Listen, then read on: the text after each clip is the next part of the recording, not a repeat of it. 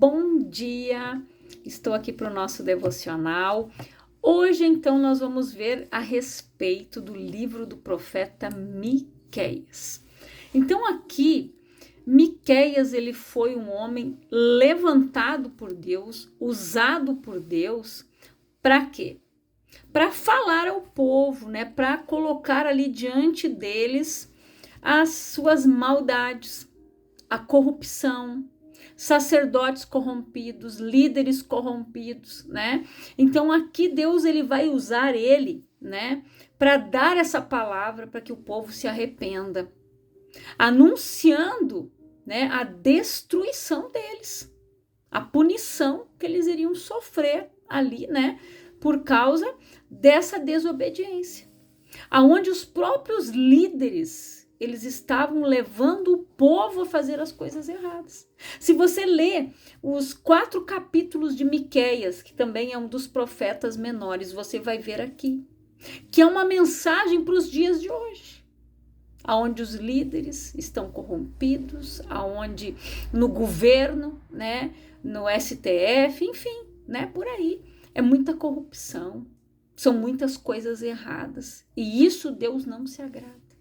Deus tem falado, Deus tem usado profetas, Deus tem usado muitas pessoas para dar alertas. Até hoje eu escuto, eu vejo, né? Eu acompanho ali homens de Deus, ali mulheres de Deus que profetizam, que entregam o recado do Senhor. E Deus ele está vindo com aquela vassoura de fogo aí fazendo uma limpeza.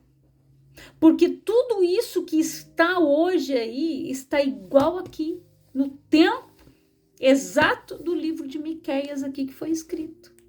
Então, é a atualidade dos dias de hoje. É corrupção, é mentira, é roubo, é todo mundo querendo se dar bem, é um querendo se dar bem dando uma rasteira no outro, colocando taxas abusivas, né? Então, aqui a gente vê. Depois aqui eu vou ler alguns versículos aqui dos capítulos para você compreender, aonde ele chama a atenção de pessoas, de vendedores ali com balanças enganosas, que eles mentiam o peso ali, né, para roubar das pessoas, que é o que está acontecendo hoje. Se você for conferir, né, para usar um exemplo, quando começaram a diminuir as gramas dos pacotinhos, a gente não percebeu assim. O que era 1 quilo, quando nós vimos, começou a ficar com 800 gramas, 850, mas nós pagamos o mesmo preço que se fosse de 1 quilo, o que nós pagávamos. E era isso que eles faziam para o povo naquela época. A balança deles era enganosa. Eles cobravam 1 quilo do povo, mas o povo estava levando 800 gramas. E ali Deus já estava denunciando tudo isso, para que o povo se arrependesse, para que eles parassem com isso, onde os próprios líderes religiosos ali estavam levando o povo a fazer coisas erradas. Aonde, se você ler aqui, eu vou ler aqui uma parte que fala, tinham profetas, falsos profetas ali, falando aquilo que o povo queria ouvir e não o que o povo precisava ouvir. Porque o profeta de Deus é aquele que está pregando a palavra, mas é o que está escrito aqui, para que o povo mude, para que as pessoas se arrependam. É aquele que prega a salvação, é aquele que prega arrependimento, é aquele que está pregando a vinda de Jesus, está levando as pessoas ao arrependimento dos seus pecados, fazer com que essa pessoa se volte para Deus. Era isso que Miqueias estava fazendo e é o que nós estamos fazendo nos dias de hoje. É o que o Espírito Santo está fazendo, convencendo a igreja, convencendo o povo a abandonar o pecado. Porque ele é aquele que convence da justiça, do juízo e do pecado. Então o Espírito Santo ele está trabalhando dia após dia, incansavelmente, convencendo aquelas pessoas que recebem a palavra. Miqueias aqui, ele estava fazendo isso.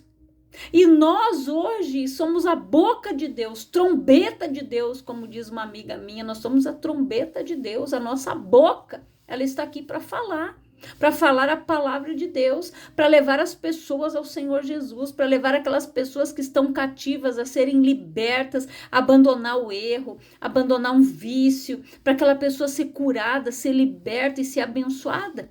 Miqueias, ele estava fazendo tudo isso aqui, gente. Ele, cerca de 25 anos, né? De 735 antes de Cristo ali, né? 710 ali também antes, né, de Cristo, ele estava ali pregando a palavra, anunciando o povo, falando, e tem gente que não dá ouvidos. E aqui, né, eu vou ler aqui em Miqueias, no capítulo 2, aqui no versículo 6, ele diz assim: advertência aos falsos profetas. Eis que eles aconselham: não pregueis, não havereis de falar sobre tais assuntos, afinal a desgraça jamais vos alcançará. Ó casa de Jacó, por acaso é isso que está sendo proclamado? O espírito de Yahvé perdeu a paciência? É assim que ele procede? Diz o Senhor: eis que as minhas palavras fazem bem àquele que anda corretamente.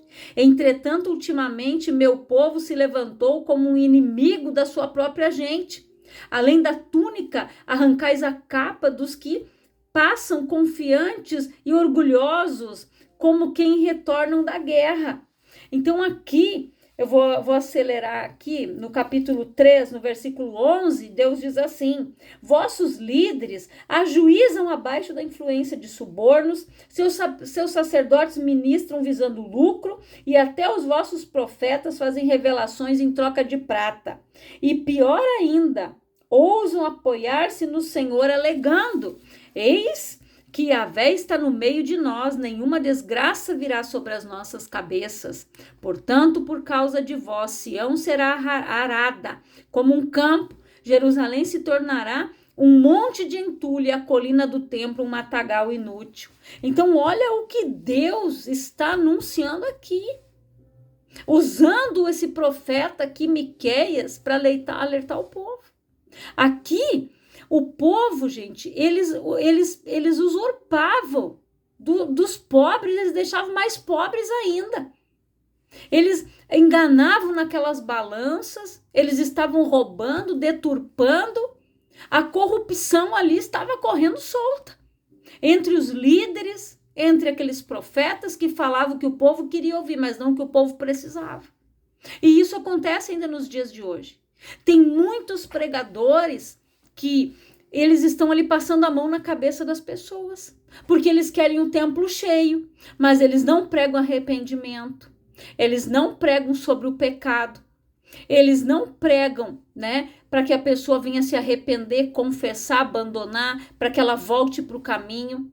Eles não pregam para que a pessoa venha se casar, andar ali, né, longe do pecado, para que saia da fornicação. Não, a igreja está cheia. Para quê? A palavra diz que vai chegar um tempo, e já chegou, aonde as pessoas terão comichões nos ouvidos. Tem pessoas que, se ela for na igreja, o pastor ou a pastora falar a verdade, pisar no calo dela, ela se muda. Ah, eu não gostei daquilo que o pastor disse, não gostei daquilo que a pastora falou. Às vezes a pessoa some da igreja, né? Aqui nós temos uma pastora abençoada, ela liga: irmão, o que aconteceu? Né, o esposo dela: não gostei daquela palavra que a pastora pregou aquele dia. Por quê? Porque era o pecado daquela pessoa. Deus estava usando ela como uma profeta em cima do altar para levar a palavra para aquela pessoa se corrigir. Mas eles não quiseram. A pessoa prefere se mudar de igreja, elas vão se mudando, se mudando, se mudando. Por quê? Porque comicha o ouvido. Porque as pessoas não querem abandonar as velhas práticas, não querem abandonar o pecado, não querem abandonar a fornicação, não querem abandonar o erro, a mentira, a fofoca, quer continuar ali. Aí ela vai ficar onde? Onde passa a mão na cabecinha dela. Não, tá tudo certo, não, Deus entende. Vai nessa. Vai nessa. Aqui, Deus estava tendo paciência. Deus usou Miqueias para levar a palavra para o povo, usou Jonas para pregar para Nínive se arrepender da sua maldade. Eles se arrependeram por um pouco de tempo, depois eles foram destruídos, porque foi algo só de momento. Só que não é algo momentâneo, não. A pessoa vem, se arrepende, volta. Agora eu vou dar mais uma voltinha na porta larga, eu vou dar mais uma voltinha no mundo. Tem gente que tá assim. É os Raimundo. Um pé na igreja, outro no mundo. Tem pessoas que são assim. A gente usa aquele ditado, né? Os crentes Raimundo. É um pé na igreja e o outro no mundo. Então, em casa, escuto música secular. Eles não vigiam nas coisas. Não é que nós devemos nos tornar fanáticos. Não é isso. Mas tem coisas que nós, como cristãos, nós precisamos vigiar. O que nós assistimos, o que nós ouvimos, porque isso atinge os nossos ouvidos, os nossos olhos, são as janelas da alma, como a gente diz, gente. Aquilo que entra no nosso ouvido, aquilo que está entrando pelos nossos olhos e o que está saindo da nossa boca. Tem gente que abre a boca, misericórdia, é só palavrão, ou de 10 palavras você aproveita 2, o resto 8 não serve para nada, não tem serventia para nada. Então, nós precisamos mudar. Quando a gente vem para Jesus, nós precisamos mudar. Eis que tudo se fez novo, as coisas velhas já passaram. É nova criatura, é uma boca limpa, é uma alma purificada, é um coração transformado, é uma mente renovada. Aqui, Deus estava levando o povo, chamando a atenção do povo para que eles vivessem na justiça, praticassem a misericórdia e andassem em humildade. Porque isso já tinha se extinguido do meio deles. É andar na justiça, em retidão, de acordo com a palavra. Eles não faziam mais isso. Eles não tinham mais dó das viúvas, nem dos órfãos, nem de ninguém. Tinha uns ali que só queriam enriquecer eles, encher os seus bolsos e o resto que se dane. E infelizmente hoje está assim. Se a gente for olhar o nosso mundo secular, hoje ele está exatamente como está escrito aqui em Miqueias. Leia Miqueias para você entender. E aqui diz, aonde Deus anuncia aqui. Deus usa, né, aqui Miqueias também aqui no capítulo 5 para anunciar a vinda de Jesus. Olha o que ele diz aqui. Miqueias 5, no versículo 2. No entanto, tu, Belém, casa do pão, Efrata, frutífera, embora pequena demais para figurar entre os milhares de Judá, sairá de ti para mim aquele que será o governante sobre todo Israel, cujas as origens são desde os dias da eternidade. Aqui, Deus já usou esse homem, mais um profeta que Deus usou para anunciar a vinda de Jesus. Que mesmo que o povo fosse passar por uma penalidade, Deus estava anunciando, vai vir o remanescente. Vai vir aquele que vai organizar todas as coisas, aquele que vai salvar o povo, aquele que vai dar uma esperança para o perdido, para o pecador. E aqui, ele fala mais, aqui no capítulo 6, no versículo 9 em diante, ele fala, Deus condena a injustiça. Eis que a voz de Yahvé está clamando a cidade, e todo aquele que for sábio temerá seu nome. Escutai, pois, a tribo de Judá e suas assembleias, porventura ainda tesouros de malignidade na casa do ímpio? E o Efa, o padrão de medir falsificado, que é maldito? Poderia eu inocentar aquele que tem balanças adúlteras e fraudulentas e uma bolsa de pesos enganosos? Se engana quem acha que Deus está se agradando de tudo isso que está acontecendo aí. A corrupção no mundo no geral, não é só no Brasil, isso é no mundo inteiro. Isso não está agradando a Deus, isso não agrada a Deus. Injustiça, maldade, usurpação, ganância, arrogância, orgulho.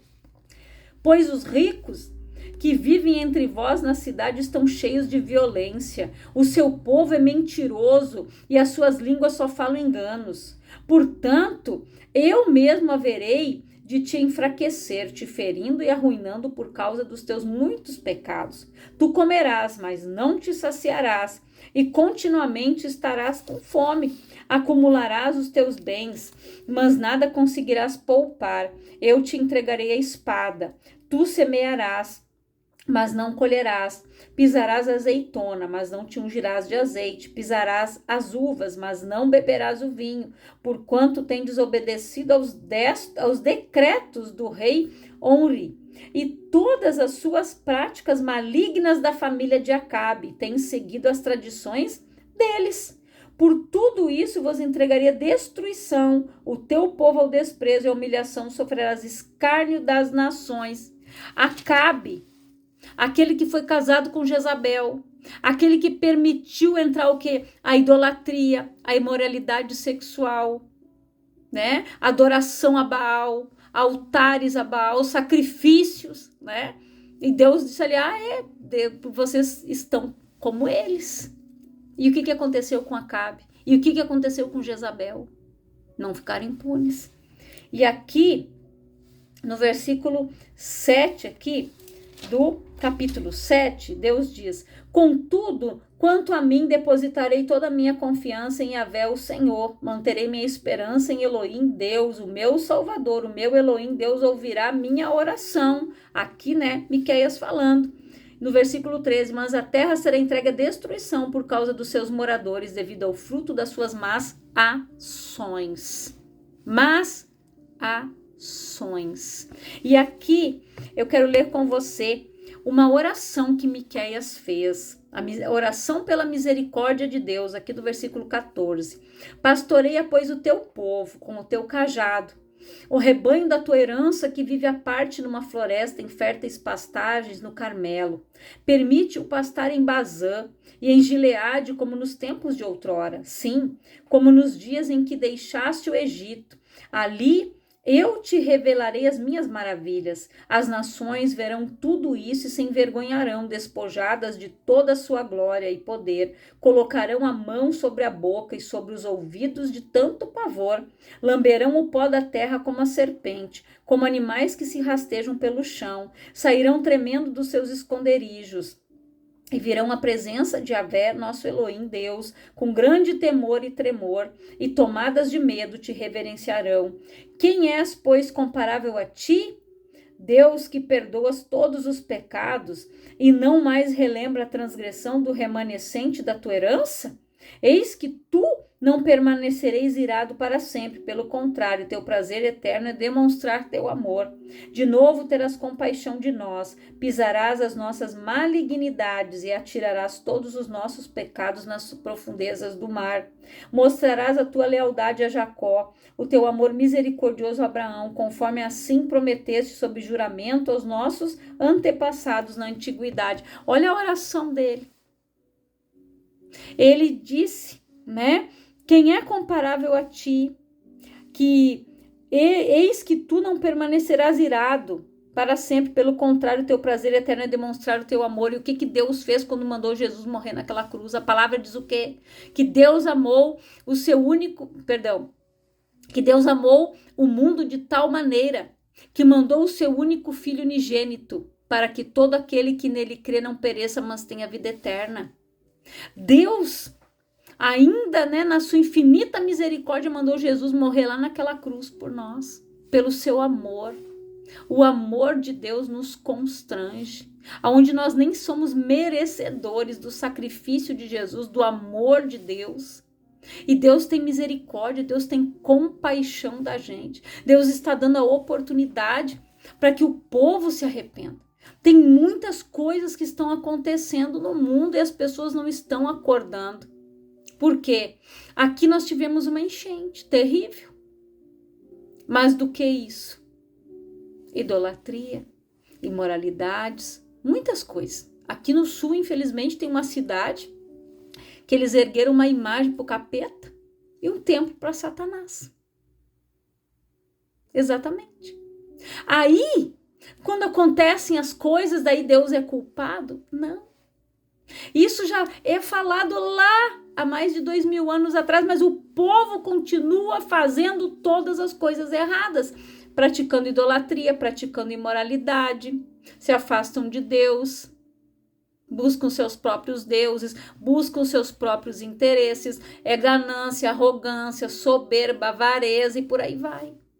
Prazeres da carne, obras da carne. Se nós formos olhar aqui, a palavra que Deus usou Miqueias para pregar é o que nós estamos vivendo hoje. Impunidade, maldade. Só que aqui ele estava chamando a atenção do povo para que o povo praticasse a justiça, praticasse a misericórdia e vivesse humildemente, de coração, buscando a presença de Deus, se humilhando diante do Senhor. Só que você vê que em toda a Bíblia, Israel sempre foi penalizada pelo pecado da idolatria, aonde eles se deixavam contaminar pelos outros deuses dos outros povos pagãos, e assim é nos dias de hoje. E infelizmente, tem gente que não quer ouvir a palavra, porque eles preferem ir numa cartomante, jogar búzio, jogar carta, ou tarô, horóscopo, e por aí vai. Isso é melhor. As pessoas não querem a palavra que liberta, que cura, porque elas não querem abandonar essas coisas. Tem gente que só quer ouvir aquilo que quer ouvir. E lá Satanás sabe o que ela quer ouvir. Ele vai cochichar no ouvidinho do vidente lá e vai dizer, fala tal coisa.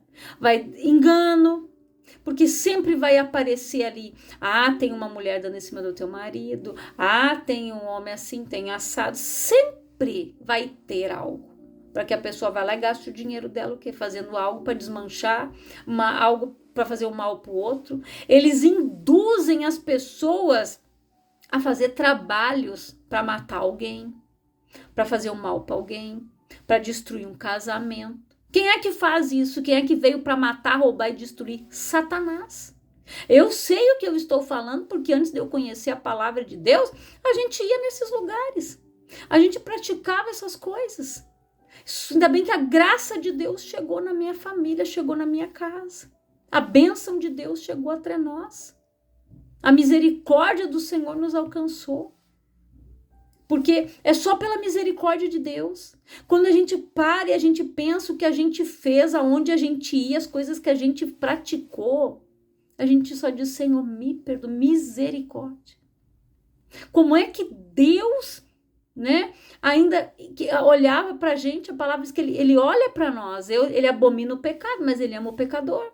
Ele olhava para a gente lá no pecado, na sujeira, e ele fazia planos para a gente. Porque ele criou todos nós com um propósito, com um objetivo. Ninguém está aqui para ocupar a terra inutilmente. Então nós precisamos buscar esse Deus, estar na presença do Senhor, ser pessoas honestas, ser pessoas bondosas, misericordiosas. Jesus disse, os misericordiosos, eles verão a Deus.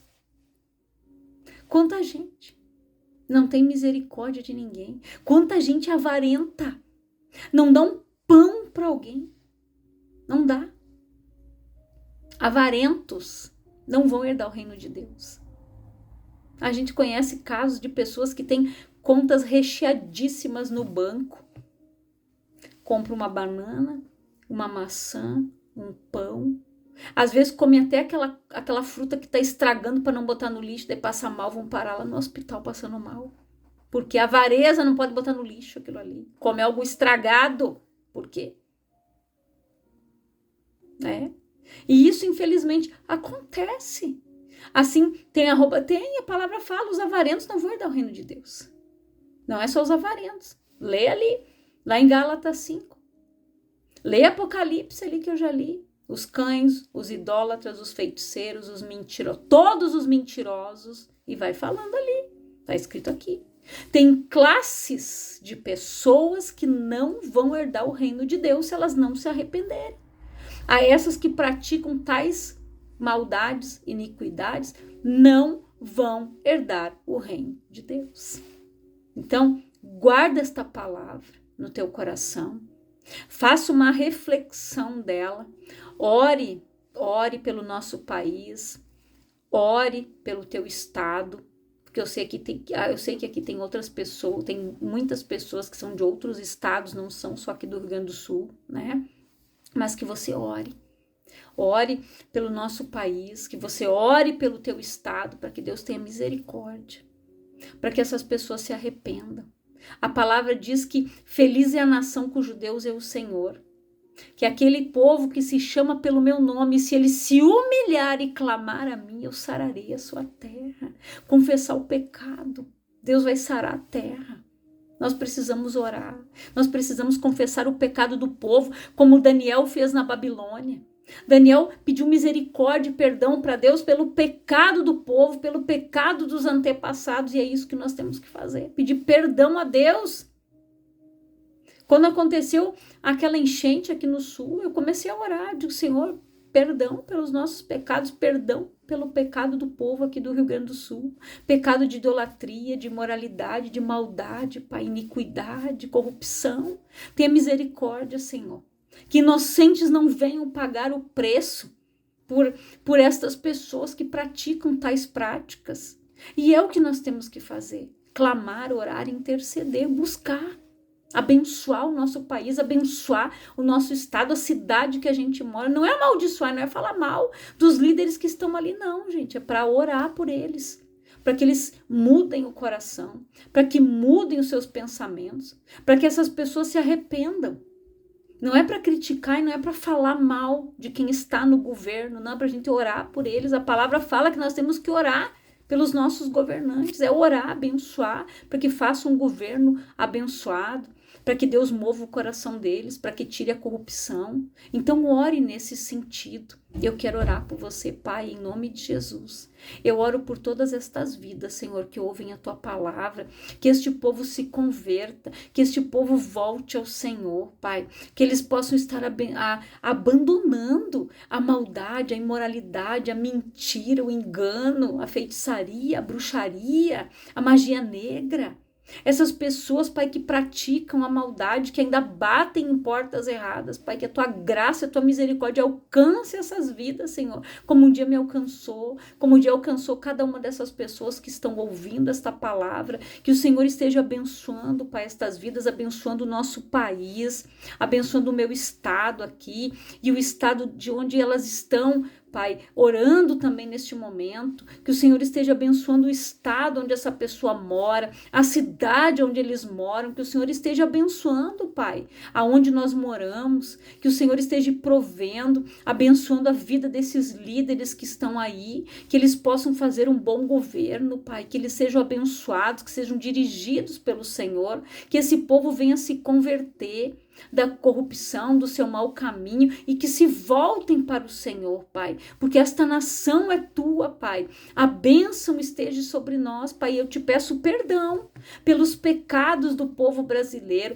pelos pecados do povo do Rio Grande do Sul, pelos pecados do povo, Pai, que estão aí cometendo iniquidade, Senhor, que o Senhor tenha misericórdia deles, que o Senhor tenha misericórdia de nós, que a Tua graça e a Tua misericórdia, Pai, através do sacrifício de Jesus, que alcance essas pessoas também, que elas possam ser lavadas pelo sangue de Jesus, remidas, resgatadas, Pai, que a Tua graça alcance essas vidas, Senhor, em nome de Jesus, e que Deus te abençoe poderosamente. Manda essa mensagem, manda para frente, que Deus te abençoe, em nome de Jesus.